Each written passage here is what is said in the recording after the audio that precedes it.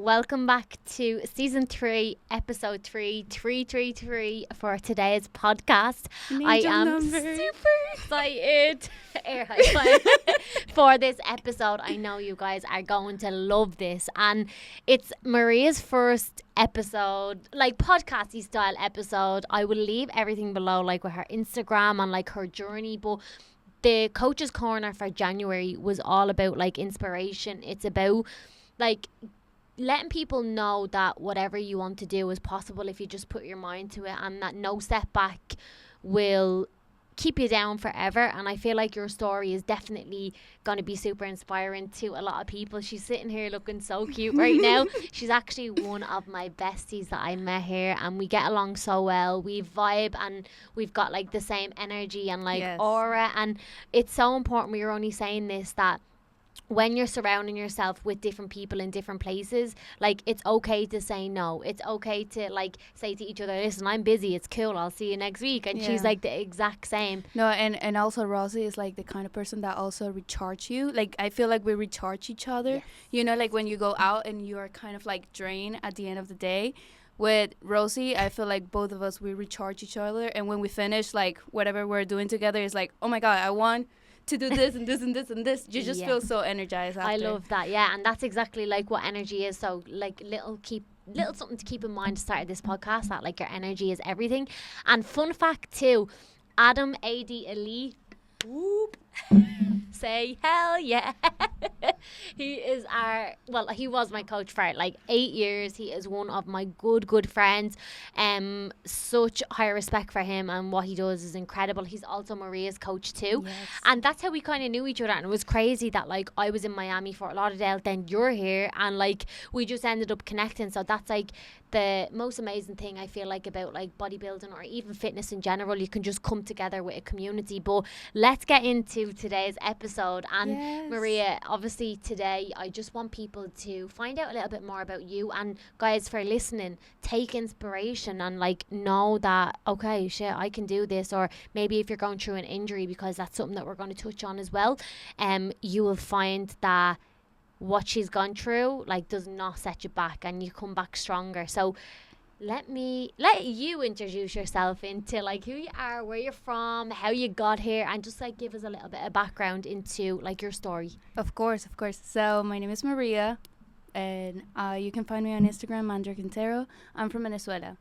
So I came to this country in 2018, not knowing anything, like no English, no nothing. I was extremely shy too, super shy, because when I was little I was a nerd, so I was getting used to try to do not shine with others. So I was like just in the corner, shy and everything. So when I come here, it was like shocking. Scary. Yeah, I didn't know how to communicate with people. Literally, like my first job was in a cafeteria. I didn't know not even like the sizes of cups, and I was like in the cashier, and I was like doing signs and all of it. But I learned that you just have to try and do it. Yeah, and that's so scary though, like coming all the way and then having to like learn a whole new language, guys. That's like on a different level, you know. Like I'm trying to learn some Spanish at the minute, but it's so hard. And then your family and stuff came with you. But like, what was the transition, and why did you come in 2018? If people could get a little bit of an insight into that. So the situation in my country was like really bad. Like I was very into school and really good grades, but in my country I didn't have future at all. Not at all. Not even if me trying my best, I don't have a future in my country. Also, the economic situation in there, the security situation in there, it's very bad. So it's kind of, I had to escape of that situation. And that's when we came here. And very scary of what was going to go with us, because I came to this country literally with $50 in my bank account, no more. Oh my God. Thankfully, my brother and my dad, they were already here for a year and something else. So we kind of, that helped to have my family in here already, to have like some baseline to keep growing from it. But it's like very scary. Yeah. And what was it like leaving your family and everything behind? Like, Oh my God, for my mom and my dad, it was like very tough. Yeah. Because they were lawyers in our country, and here they had to forget that they are lawyers, because it's like your certification that you have, or your career that you have in another country, is not valuable here because it's different laws. So if you're a lawyer, it's not like you can validate it, but it's like a lot of study, and we economically we weren't in that position to be able to study that again and have that career in here. Wow. So they had to start from zero. Like they felt like kind of they lost all the studies that they had, and mentally it was very tough for everyone in the family. Yeah, of course. I can only imagine that. And like with this, obviously coming over here and being able to, like, say for example, do the lawyer degrees or like go into that line of work again, they don't know English, am I right? Because Yeah. I remember when we were chatting and you were like, it's so hard because they don't understand any English. Yes. So it's nearly like impossible, but they're making the choice to come for a better life and to try. Of course. And as the parents, they wanted the best for their kids. That is my brother and I. So it was like a sacrifice that they had to make for also the future of us and the future of our family as well. Wow. And how happy are you now here? I'm very happy. And you're always so good. And I'm very nervous. No, you're not. Don't mind her. She's not. You're going to do amazing. And tell me, because like when we hear this, like people don't know about stories like this because they're like, oh my God. And when I was talking to Adam, I was telling him that you're coming onto the podcast, and he was like, I'm just so proud and happy. And he was like, he's so happy that we've met each other as well here. Yes. And we've created such a bond together as well. And like, I just want to see you do well. You hype me up. We support each other. And there's just no jealousy or bitchy or anything like that. And that's so important for girls nowadays, that like find the right people, find the right tribe, and you'll feel unstoppable when you've got the right support system. Because the last thing you want is someone like pulling and tearing you down, in comparison to girls that are like uplifting you. They're in the right energy. Like, we go to fitness events because we love that. It's exciting. We have fun. But like, it's so hard when you're trying, and I'm sure you felt that maybe when you came here at the start, that you were with the wrong people maybe, or it was hard to connect with the things that you aligned with. Yes. So I feel like also it has to be with the mentality, is kind of do not look to judge or to look at someone and be jealous. Be inspired. Yes. Be inspired. Because that's what I see when I see you. Like, I don't see jealousy. I see inspire. I'm like, I want to be like you when I grow up. I love that. You know? That's so amazing. Them words are so special. So be inspired. Don't be jealous. Yes, exactly. Yeah. And, well, when I came here, well, you lived in Miami. It's very tough to find the correct people in the wrong room. So that happened a lot in Miami. So I feel like I just start moving from room to room and notice where was the room that it was like that I was feeling inspired to. Yes, and that was elevation. Yes. Because we met, like, so funny, Maria had a YouTube up, and I remember seeing her in the gym recording, and I was in the back of it, and we never even knew each other. No. Which is crazy, but like, I was putting myself when I was in Miami in gyms like that with like people that were training hard. Like, they were serious about their training, they respected their body, and like they were really working hard. And like, that's why I'm here as well, because like, this is the level up that I wanted in my life, and this is where I want to be. And I've already experienced like a touch of that, and I'm like, this is how I know it feels good, because it's like the right people that you're around, the right circle, which means like you're leveling up to different people and you're challenging yourself on so many levels. And it's hilarious that like I was in the back of that video. Like, I'm like, what the hell, like it was meant to be. Yes, so I do some exercises video for YouTube, and I was like just looking at the videos, and I saw Rossi in the background, and I sent it to her, and I was like, this is you. And I remember my little outfit and all I had on. So crazy. But when your family, like now and where you're at right now, did your family go back into like the lawyer side of things, your career? How did you go from a cafeteria with no English starting to learn? Like, what has that progress been in the last 5 years, to give us a little bit of an idea, because that's not easy. No. So in the beginning, I was just working in the cafeteria. I was working, oh my God, like 60 hours a week, nonstop. Also in an orchestra. And COVID hit. So while I was working is when I was learning English. I was like, Maria, like if you want to learn English, you have to mess it up. You have to mess it up. There's no way that you're going to do it just perfect. See. So I was messing it up, and the clients, they were like fixing whatever mistake I was doing, and I was never taking it like in a bad way. I was like, oh my God, thank you, and apply it for next time.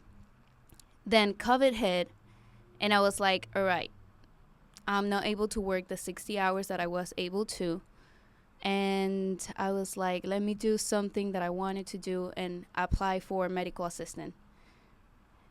I applied. I was like, they're not going to select me, anything. But they did.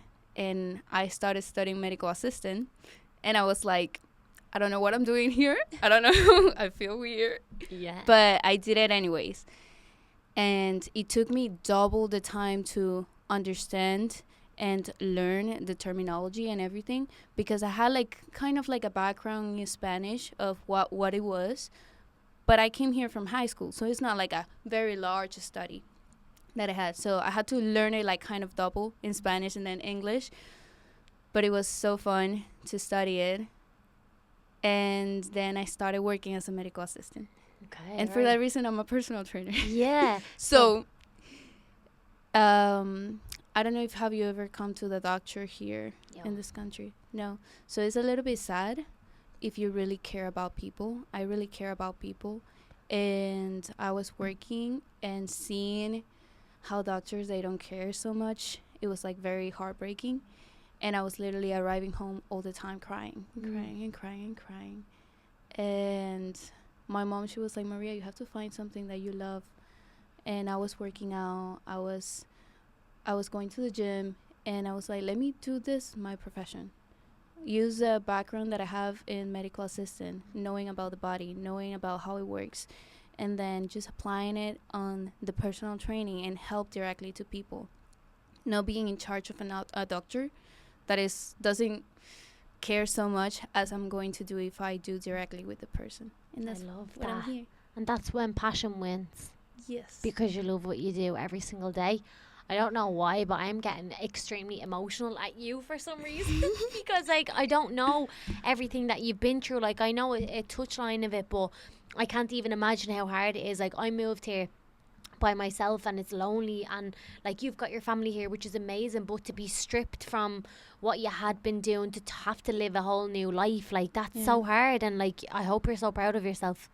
I am. Yeah, because you're absolutely smashing it. But when we look at that determination, and I'm going to learn it, because most people would say, I'm not learning that. I can't even, how am I going to learn it in English? Never mind in Spanish. Like, it's tough regardless. You done it.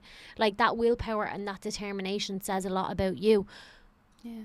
Where does that come from? Like, I feel like that comes from a sport. I remember you telling me you were doing dancing and stuff before. Yes. Where does it stem from? Because you don't just have that in you. Like, I have it from dancing, and I know I'm determined and I'm motivated, and that's where it comes into my physique and my business and my mindset. But for people that don't understand that, they're like, how can you just say, yeah, I'm going to study it and learn it? Like, of course, number one, you probably didn't have a choice, because you were like, well, what do I do? Yeah. You take the hard route or you don't. Mm-hmm. So where does it come from for you? So in my country, I was a dancer, musician, and a lot of activities in sports. And also, like, I was a nerd. So I always had like the itch to know more. Yeah. The itch to investigate, the itch to learn new stuff. So I feel like the combination of the sports, the dance, and also being a little nerd, it helped a lot to get to that. All right, I have to doing. Mm-hmm. You know, I have to do it. I have a question. Hi. Why did you call yourself a nerd?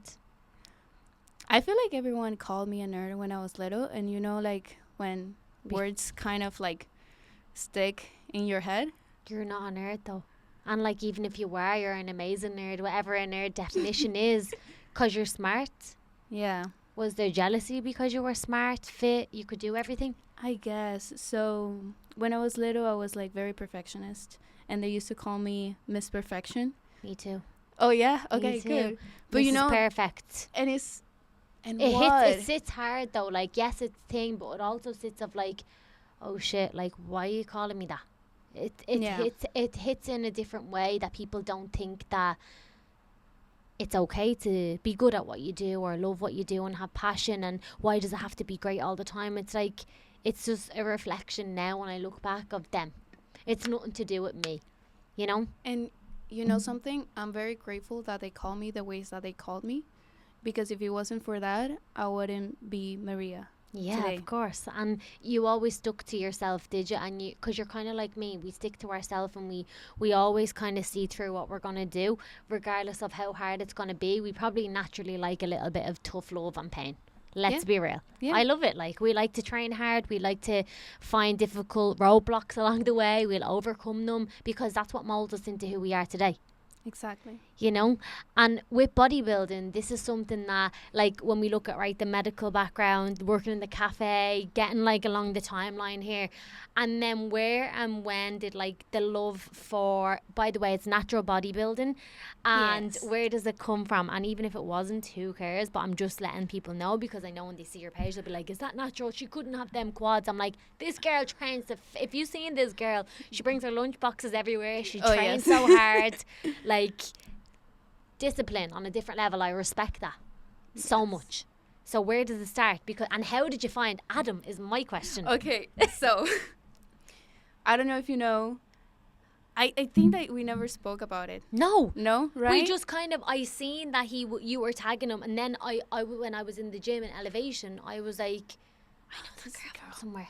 And then I seen his page, and I was like, I think one of your clients is here. And he was like, yeah, Ciara, she probably is. And then I was like, did I text you or did you text me? Yeah, you text me, hey, let's work out together. Yeah, because I had no friends there in the summer when I only arrived. Like, I literally knew no one. So that's why I love social media as well. Oh, yes. Power of that. But Yes. where did it all start? And Adam, I need to know this. Okay, so I was working out in ISI, that is like a group classes, and I was like, da, da, da, da, da. And believe it or not, everything started with Hyrox. So, Beast. your obsession now. Yes. Don't know how long I last, but yeah. Well, I was doing my group classes, and I was like without like a goal. Mhm. I was just like, I enjoy working out. I'm working out. That's it. No goal, no nothing. And then the people from the classes, they were like, hey, Maria, we have a ticket for the Hyrox that is in 3 days. You want to do it? And me not thinking, being Maria, I said, yes, sure. Yeah. I didn't know what was Hyrox. I didn't know anything about Hyrox, Right. nothing. This was in 2023. And then I was like looking at the exercise, and I was like, all right, I'm just going to run. That's it. And keep going to group classes. The Hyrox came in, and I got second place. And I was like, it kind of left a hunger inside me Yes. that I wanted more. Okay. I wanted more. But I didn't know what it was. I just wanted more of something. And I started weightlifting and doing HIIT at the same time. And I had a really nice growth of muscle. And then I saw one of Adam's clients, that she's my friend from Venezuela, posting that she was prepping for a bodybuilding competition. And I was like, What's that? and that plants the seed, right? Yeah. I was just keep working out, keep lifting weights. And I was looking at her, and I'm like, I think that I can. But I don't know. Yeah. And I asked her, hey, who's your coach? I want to do it. And then she sent me the information of Adam. And I'm just so thankful that she did. 'Cause Amazing. well, you know, like, Adam is so supportive. And I feel like every time I text him, like, I'm so grateful to have you as a coach, because I wouldn't know what I was going to do if I didn't have Adam. Mm-hmm. And he has obviously changed so much for you as well. Yes. And pushed you lot. to a level that you never even imagined. Hell no. No. Yeah.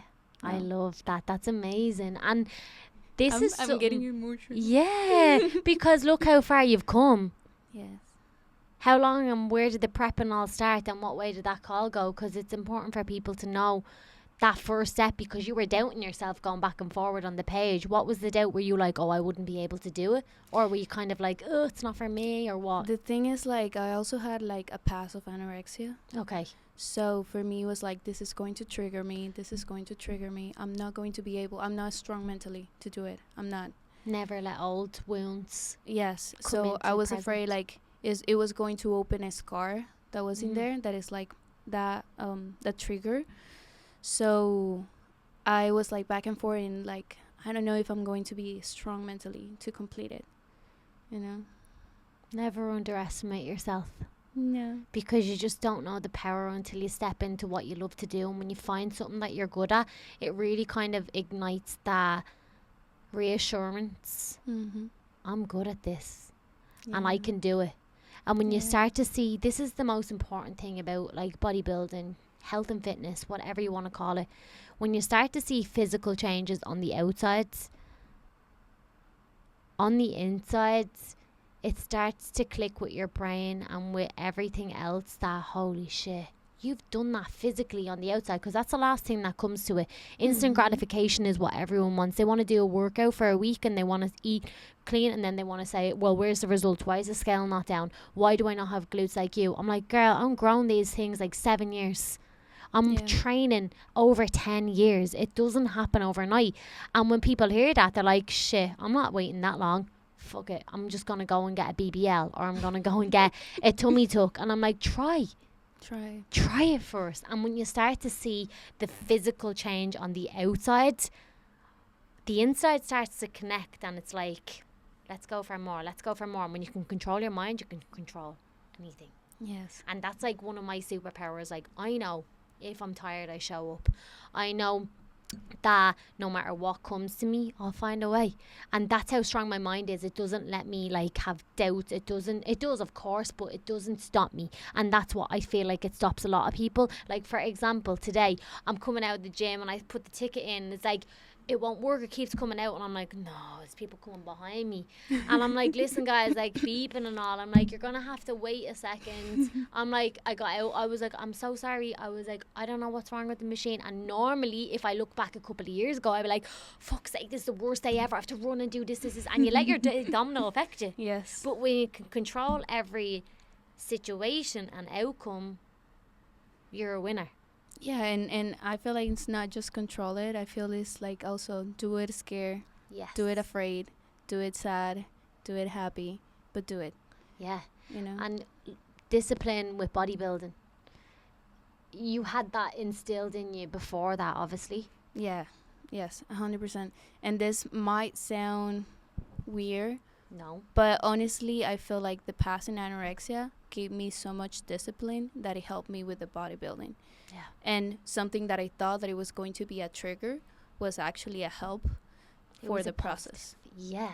Because when I was like on my eating disorder, I was very obsessive with how much I should be eating, how much of this.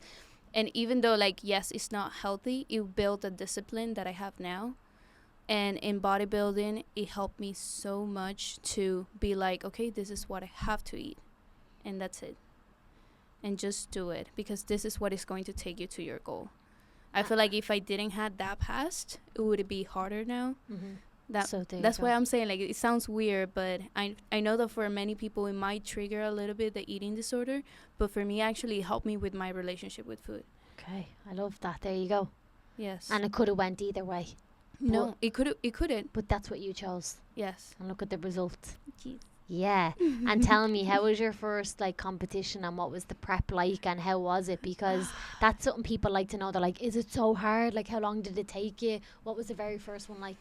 So, believe it or not, I text Adam that I wanted to be bikini. Okay. And he was like, okay. She's got quads. I got quads. She got fucking quads, this girl does. So I started prepping and bulking, and my legs, they were just growing and growing and growing and growing. So eating a lot, it was, for me, the bulk season is harder than the cut. Yeah. It's mentally harder. Mentally harder, and knowing that you're doing it to gain weight, when us girl, we usually go to lose weight. Yeah. It was like very different. So it was very tough in the bulking. In the beginning, I was just feeling strong, just feeling fine and everything. But when my body just started to grow, I was like shocking on the confidence, like bad. Like I even made a post when I was like bulking that season, like, hey, I'm not posting because I don't like how I'm looking right now. And I am pretty honest in my social media, and I was like, and this is the reason why I'm not posting right now. And I have a question. Like, most people would say, why would you do it then? Why do you see it through if it's making you feel that uncomfortable? What's the answer? Because I knew that it was temporary. Yeah. And Temporary pain. That's the thing with bulking. It's like temporary. You want to look better on the cut, you have to go for a nice bulk. Yeah. Everyone wants the tight, toned, lean look. Well, if you pull back and you still feel skinny and you're wondering where your glutes are, it means you have to build some muscle and then you pull back again. Yes. And it's that process all the time of trusting it. Like right now, like I'm pushing up or whatever, and I'm only really getting to a point now, like a good few months down the line, where I'm like, feel good now, feel solid. And like if I feel a little bit watery, the amount of training that I'm doing, I'm holding a little bit of water and I feel more energized than ever. And then when I pull back for dieting, I'm like, yeah, let's go, because then you see different muscle that you've built. And a lot of people won't understand that, because they're like, why would you bother doing that? And like, but then they wonder why they don't have glutes, or why they feel saggy, and or they feel soft. Yes. Soft means you don't have muscle on your body. Yes, exactly. You know? And obviously body fat, but I mean, like, when you don't train hard, like, what's the importance for you of training? Like, how much love do you have for that? Because I know you love your training. I just love, you know me well, and you know yourself too. It's like we just love like the little pain that we are in the gym, and it's just like, ooh, today I can walk. What a nice day. Yeah. Or like if you didn't train hard or you're not in the zone, like it affects your day. You're just like, oh man, like, because you just really appreciate your training. And your injury when you were slowed down, tell us what happened with that. Like, that was another setback. Yes. Like, you've not had it easy. No. But you've never given up. Never. Why? I have big dreams. You're not a quitter. I'm not a quitter. No, you're not. No. I know that from knowing you. But what happened there with the injury and everything? So I had a car accident, and it was like right at the end of my bulk. So right when I got more fat, right when I got my better muscle mass, is when I had the accident. So I broke my wrist, and the first thing that I did is take a photo of my wrist. Because, you know, we need to take pictures. Yeah, we need to look back and be like, oh shit, that didn't happen. And I remember I was just thinking on the hospital, like, I'm not going to be able to work out. I'm not going to be able to compete. That's the first thing we think of. Yeah. It is. We're like, oh shit, I can't work out. What about the gym? You're devastated. Yes, because that's our escape. That's our, like, our me time. Yeah. So when they take that out from you, it's like, ooh. Like, if you're sick and you stay in bed for a whole week, you are going to feel it. And it's because you don't have your me time no more. Yeah. I remember I rolled my ankle dancing one time. I rolled it coming off a step. I missed a step and I rolled it. And the first thing I said, like, I think I sat on the ground for about 20 minutes crying. And the only thing I was thinking of is my dancing. Because I knew impact and compound and coming down on that, like, that's not going to be good to go for a couple of weeks. And injuries really, as a competitive person with dance and with bodybuilding, any sport, if you are injured, you know how that plays on you. Injuries really, really set you back, and that's why I say don't take any day for granted. Yes. Work hard and don't say I have to train. You get to train, you know. So sorry, go back to what you were saying there. I was just getting excited. No, you're good. So I got my injury, and I was like, I feel like the confidence that I built, everything that I built, it just crashed. Like, so bad. And I remember even like texting Adam, hey, should we try being non-natural just so I can recover? And he was like, hey, chill, like, focus on your recovering and then we talk about it. He rings you on WhatsApp and you're like, oh shit, I'm not answering that. I remember one day I checked in and it was a couple of days out. I was like, I'm not doing it. He was like, here, get on the phone right now. Just listen, like, you get so frustrated after going so far, and then a big pullback. Like, I didn't know what to do. I was like, my arm was like getting skinnier and skinnier and skinnier and skinnier each time because I had like a cast, so I couldn't do anything. And even walking sometimes, you feel like the palpitations inside the cast that it hurts.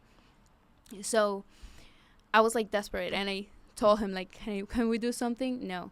So I started working out first mostly like just walking, because even like the palpitations in my wrist was hurting a lot. And then I was just starting doing lower body little by little. And when I started doing physical therapy, they told me, you cannot work out your upper body, forget about it, do not do it. I did it anyways because we love the gym. Do. Don't follow our steps. Take your rest. Take your advice off your professionals. Please. So I grabbed the cuff that you put on the ankles. I used to put it on my forearm. And in that, I was doing like lateral raises. I was doing front raises. I was working out my triceps with a band and just like opening it up so it can have some resistance. And honestly, little by little, my body was adapting to working out, and it's awful. So I was doing incline press, and after doing 45 pounds incline press, 5 pounds were heavy.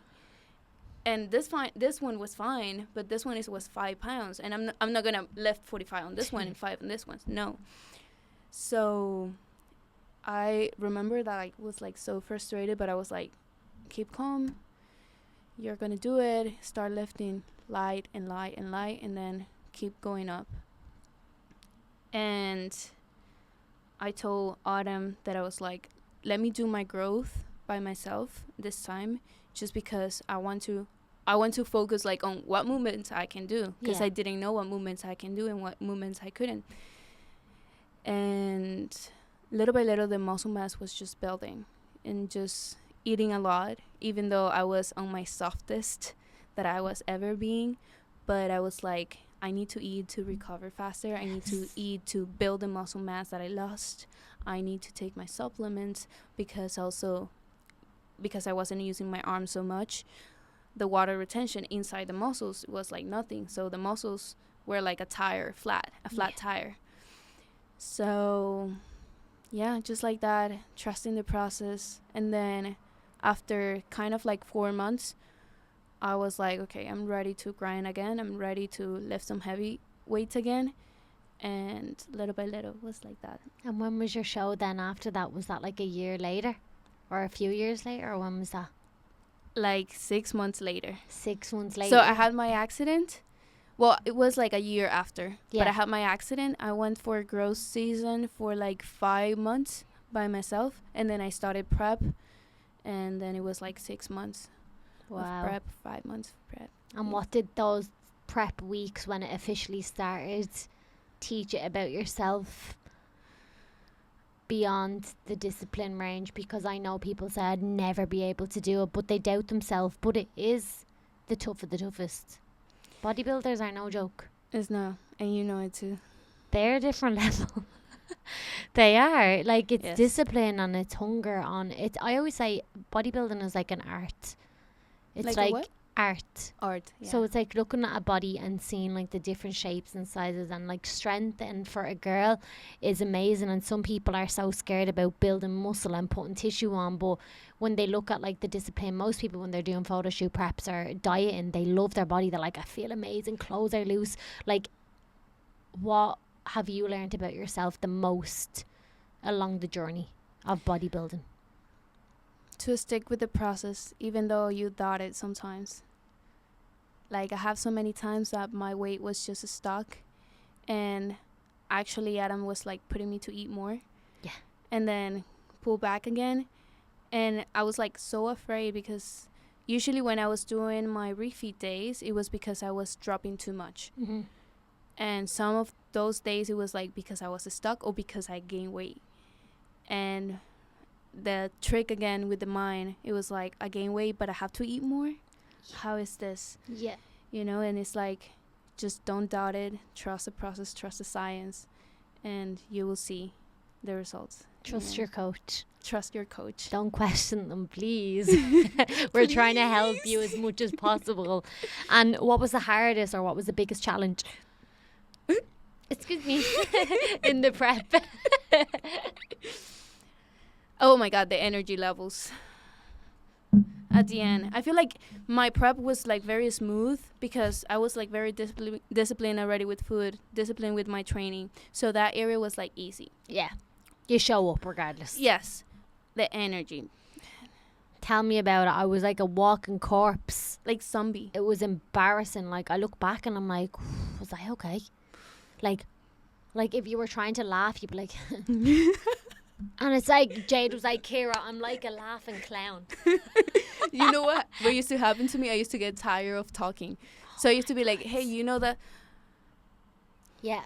Or like eating no caffeine's bringing you back to life. Like nothing. I used to get up and I used to get my cardio done, come back, and then I would have meal one, which was really depressing meal, where it was like a little bit of almond butter, like my turkey and eggs.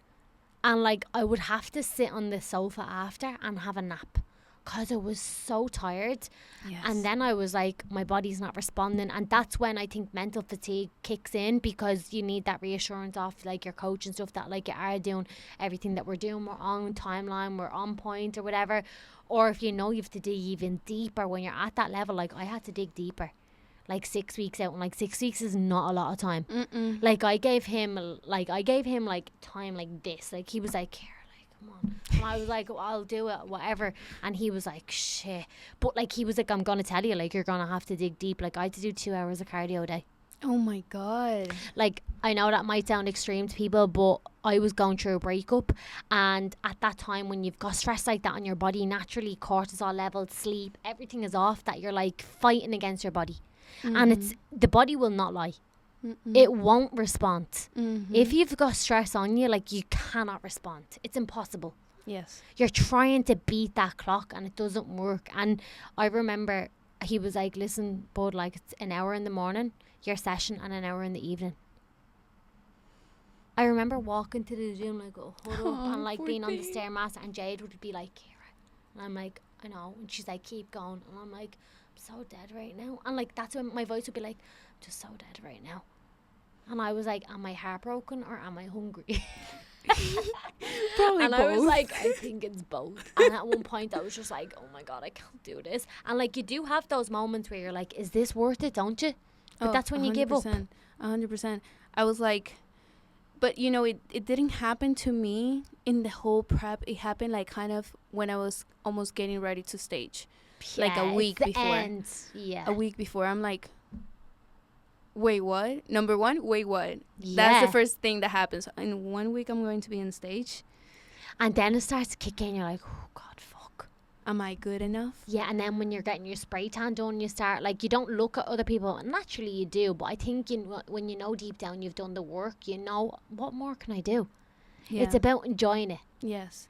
No, and also, like, it's like how body dysmorphia kicks in so bad when you're like think very you're lean? dip.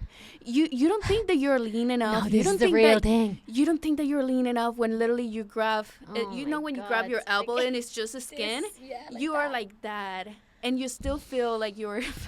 My teeth look like horse teeth because my face got so skinny that I was like.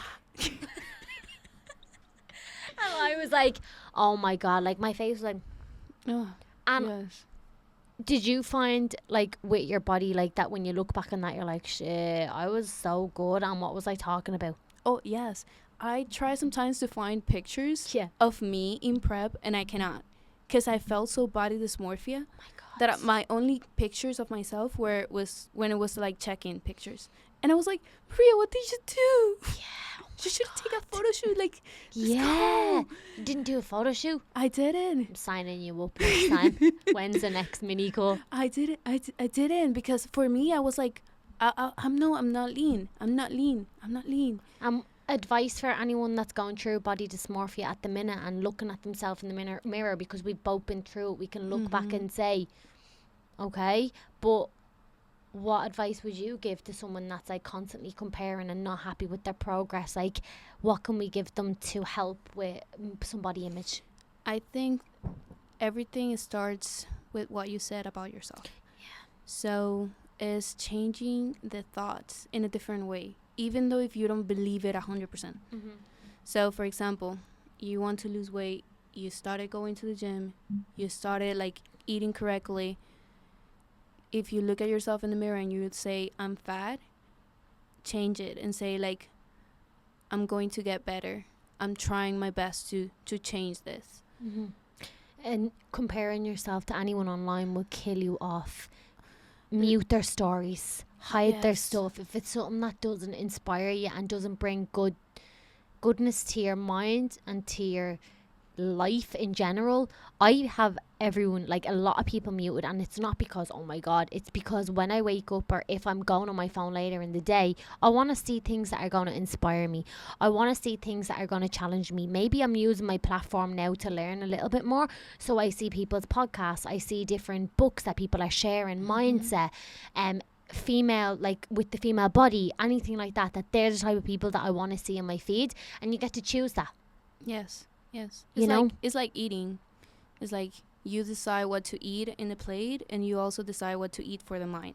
Yeah. So if you want to feed your brain with just jealousy, with just image that you want to accomplish, but you know how far it is, why are you feeding yourself with that? Feed yourself with something that is like better for your mental state, for your education, for your life, for something that just inspires you, you know?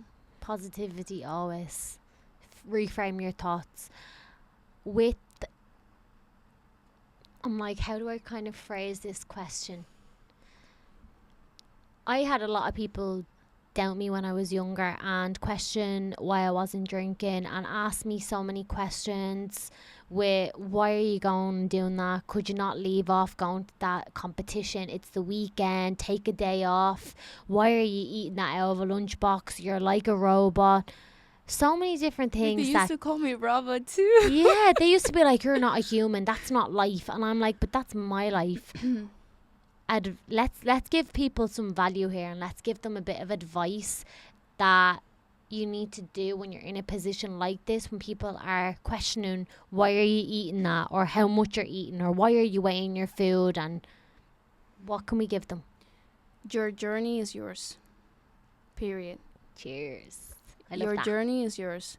This is something that I also tell my clients when they're like, my partner is not supporting me in my journey. I'm like, he doesn't have to. Yeah, it's not. He his doesn't life. have to follow the same steps. Your journey is yours. Who wants to make this change is yours. Yeah, it's your decision. I love. You that. have a couple of friends that they drink alcohol, and you really want to hang out with them. Do it, but you know that you have a goal. And even if they are question your goal, you have it. It's yours. It's not them. Don't let like their decision change your objective, or your, how can you say, like, your mission to get to where you want to be. Exactly, your mission. So if you feel like the social pressure, because sometimes happens. When I left drinking alcohol, it happened to me. I was hanging out and I had like the social pressure of, I need to drink something. And what I was doing is like an energy drink with no sugar, and have it on my hand. And just by the fact that I was having something on my hand and I was drinking something while everyone was drinking something, it helped me so much to just quit alcohol. And no one was questioning anything because I was kind of like just holding something. So I always say it's liquid in a glass. How do you know what I'm drinking? What's the difference between 2 glasses, vodka and 7-Up, and just a 7-Up? Why do you care that I'm not drinking the alcohol? Because it's a them thing and it's not a us thing. And you and me, we don't need it. I don't need it. I can have a bop C4 and I am on the floor. Give me the Jolly Rancher. And I'm up on the floor. You're going to be like, wow. You see what I'm like when I have C4? I'm hyper. Like hyper. But I love that. That advice will really sink in with people, and especially my girls and your girls, if they're listening. Who cares? Like that new theory that I keep talking about, that Mel Robbins keeps putting up, let them. Let them say what they want. Let them question what you're doing. Don't let that be a byproduct of the choices and the actions that you're going to take, because at the end of the day, no one actually cares what you're doing. And if you've got a goal and you really don't want to do something, like I had someone say to me, down here, like, you said we were going to go out dancing. And I was like, yeah. I was like, yeah, I will. And I was like, I'll go sober dancing. And he was like, sober dancing?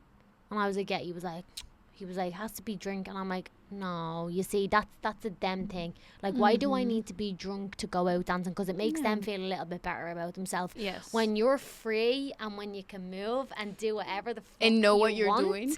yeah. Or even if you don't know what you're doing, you can shuffle. I'm going to be a shuffler soon. Like, I was shuffling last night. I'm going to whip out some of them moves. I don't give a shit. Do you know what I mean? That you're like, I'm here for the right reasons. I'm here for the music. I'm here for the energy. I'm here to connect with good people. I'm not here to, like, maybe once a year for my birthday or Christmas, I may have a little drink and I'll get a little bit giddy and it feels good. But, like, I will not thank myself if I do that every weekend because it doesn't align with what I want to do. Like, my favourite day is coming here doing a podcast with you. We're going to a coffee shop after. I'm going to read my book. She might work. Like, that's the type of energy that I want to be around, and I want to be around uplifting and learning all the time, because that's where growth occurs. And if you're living Monday to Friday and you're waiting for the weekend to really live your life because Fridays can't come quick enough, you have to look at your Monday to Friday and you need to say, what's not going right here in my life? If you're living to escape at the weekend, to lose yourself and to go on drugs and drink to escape reality, you need to look at your reality and you need to stop escaping it, because same circle all the time. Yes. You know? Okay, I just feel like now I want to round up with maybe, I want you to ask me a question to finish the podcast, and then I want you to give advice for possibly someone that's in a different country that wants to start out and maybe they're not in a good position financially, because coming with like $50 but also having like your family and stuff there and pushing through every obstacle that you could think of, between language barriers, between everything, like just overall a whole new lifestyle, a whole new life in general. What advice would you give to someone that's like, I wish I could do that? Because you were also the girl that was listening to a podcast like this and saying, I wish I could do that. What advice would you give? Okay, so first, the first question. Yes, I'm gonna make you too. Oh. So what made you decide personal training? Okay, right. So that's my question. Yes. Why did I go into it? Like you, my passion is to help people. I thrive off seeing people doing well. When I was dancing, I would always help like with the younger kids, and I would always teach them steps, and like I always loved giving back, and I always loved fitness. And fitness and academics for me, unlike you, like the way you say, okay, you're a nerd, I wasn't. And I always worked, danced, and had I was good in school. I was always really good in school. I would do my homework on break to get it done so that I could go to dance later, and then when I would get to work, I would get my work done and then leave work early to get to dancing because I didn't want to miss a class. And sports and being active was always something that I loved. And when I went on tour with dancing, when I came back, I was like, I want to work in a gym. And when I got to this gym, it wasn't what I thought, because it wasn't the perfect picture of, oh, you're working in a gym, you're teaching classes, because you've also got other tasks like cleaning toilets, sending out this, doing that, admin on the desk. Like, it's not, oh my God, this isn't what I wanted to do. I didn't think that was going to be this. So you kind of get a little bit of a reality check, and then I was like, shit, what am I going to do? But I love knowing about the muscles, the body. I was always into my training. I loved it. That was just me. And it was a way that I felt a little bit different to everyone else, because at such a young age, when everyone's out partying, drinking, I never wanted to really do that. I always wanted to like work out. And I was like, what is that? Like, why do I always want to do this and like train and dance and everything? So I was like, that's passion. Well, I didn't know that at the time, but I was like, I love it. So when you follow what you love, naturally it leads you to what you want to do. So that's how I got into like classes. And I always used to say, when people used to come, like, bring your mum with you, like, bring a friend. And then I started building up like loads of clients in a class, and like I just loved the energy, I loved the atmosphere. I used to kill these girls. If any of my girls that were in the gym were there, I used to kill them. Like, I would want people leave and being like, that really challenged me, because I knew what it was like to be challenged. So I was like, let's challenge them. So literally just helping people was my passion. And then when I went online, I still needed that community aspect and working with people. And that's why if anyone ever asks me, like, I'll always help you no matter what, and I'll never ever ever look for anything in return. And I think when you're like that, and when you have that like real love for giving back, it gives me something. When I can give back to someone and they get a spark, I get a spark. So that's like why I love what I do so much, and that's why no matter who you are, if you're in my life or whatever, if you're passing me by on the street, I'll always pass you a smile. If you're in the gym and you're struggling, I'll always step up and help. And helping someone change their life, because I've done that through my journey, I want other people to experience that as well, because success is nothing if it's not shared. I love that. So that's why I love what I do, and that's how I got into personal training. I love that. There you go. Your question. What was my question to you? Oh, yes, it was like coming from basically like nothing, language barrier, and like the discipline and the setbacks that you've had, and also like your family, like where and what advice would you give to someone that kind of feels the same, because you've been there? Yeah. So I would say number one is create a plan. Create a plan is so important. Put it on a paper. Put it in something that you can visualize yourself every single day, and check the boxes. So on your plan is, all right, you are going to study even in Duolingo, right? The platform for learning languages. See. See. So, okay, I'm going to spend 1 hour daily in Duolingo. Stuff like that. Little task that is going to lead you to succeed of what you want. And do not lose the hope. Do not lose hope. I know that it's very difficult to lose or think that you lose everything that you had in another place to create a new life. And it's extremely hard. And you're going to feel desperate. You're going to feel sad. You're going to feel lonely. You're going to have so many feelings in that time. But remember, growth comes from those feelings. Growth doesn't come just for having a perfect life. Yeah. Never is going to be like that. You have to struggle to grow from there. Struggle is growth, yeah. Yeah, the struggle is what is going to make you grow, no matter what. And it depends on the decision that you make from the struggle.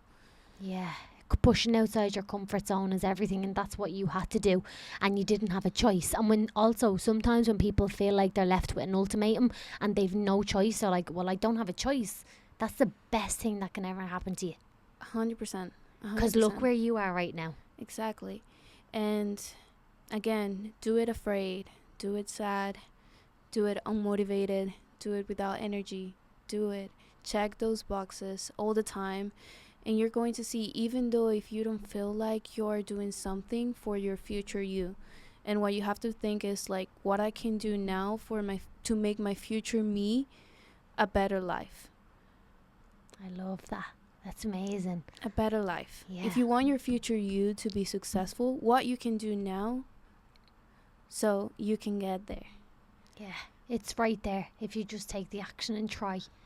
And it's going to feel like all those emotions you said, but it's going to be so worth it.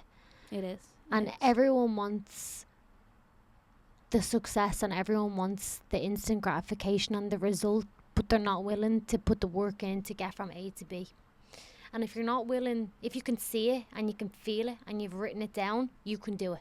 That's like the first step. Mm-hmm. But if you can't even see it, if you can't even believe it, who else is going to do that for you?